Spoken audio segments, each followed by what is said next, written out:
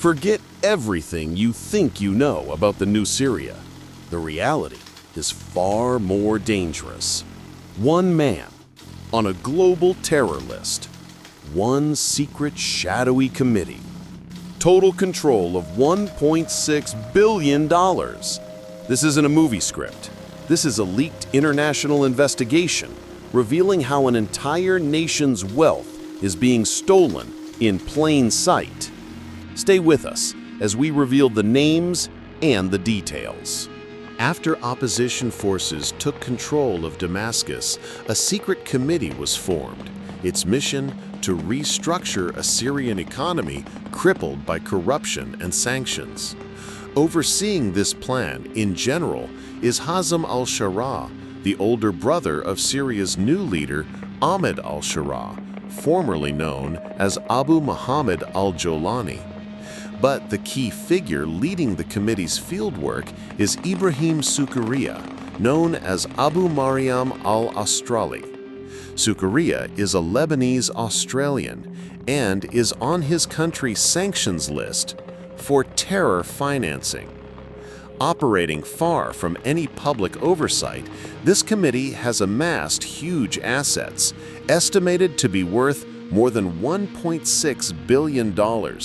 It managed to confiscate at least $1.5 billion from just 3 businessmen who were close to the Assad regime. It has also acquired stakes in major companies, including the country's main telecom operator.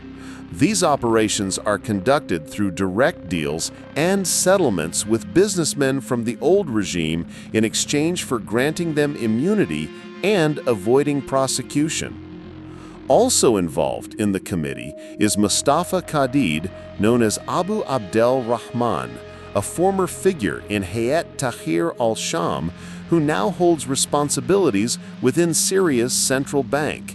This combination of relatives, figures with code names, and a history of terror financing is raising alarm within the Syrian business community. This situation draws chilling historical parallels to the past backing of jihadist figures. For example, during the Soviet-Afghan War in the 1980s, Osama bin Laden and the Mujahideen received financial support from the United States and Saudi Arabia to fight Soviet forces. In 1984, bin Laden established the Services Bureau and the Al-Farouq camp to fund and train fighters, supported at the time by nations who saw the Soviet Union as a threat. The result? Bin Laden turned on them after the Soviets left Afghanistan. He founded al-Qaeda and even carried out the attacks of September 11th. Now, fast forward to today's Syria.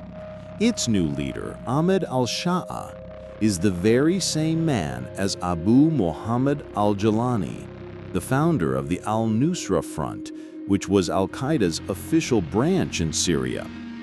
And although the United States had offered a $10 million reward for information leading to him, and the al-Nusra Front was on U.S. and international terror lists, before it was removed and the bounty on Jolani was canceled, all through the mediation and support of Saudi Arabia, after Trump's last visit, in exchange for investments worth billions of dollars.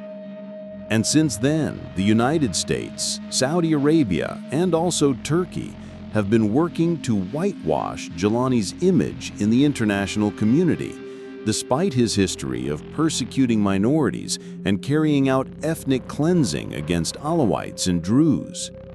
So will Jolani follow the same path as bin Laden and launch an attack on Israel once his rule is stable? It's a scenario that gains traction with the proliferation of statements from jihadist elements and their continued threats against Israel. The idea of using money gained from corruption to fund jihadist movements is nothing new. The ISIS organization, for example, built its finances on controlling economic resources in the territories it occupied in Syria and Iraq, including oil and gas wells, banks, and imposing taxes and extortion. The investigation by Reuters does not explicitly state that the funds collected by this new committee are designated to support global jihadist movements or to attack Israel. However, the leadership of this committee by a figure on terror financing lists, its oversight by the new ruler's own brother, and the presence of a former HTS commander in a sensitive financial position. In conclusion, an economic shadow government is taking shape in Syria. A secret committee, led by figures with problematic pasts, is controlling billions of dollars, with zero transparency or accountability. And the question that must be asked now is, will this money truly be used to rebuild Syria? Or will it line the pockets of a new, corrupt elite? Or worse, will it fund hidden agendas that threaten the stability of the region and the world?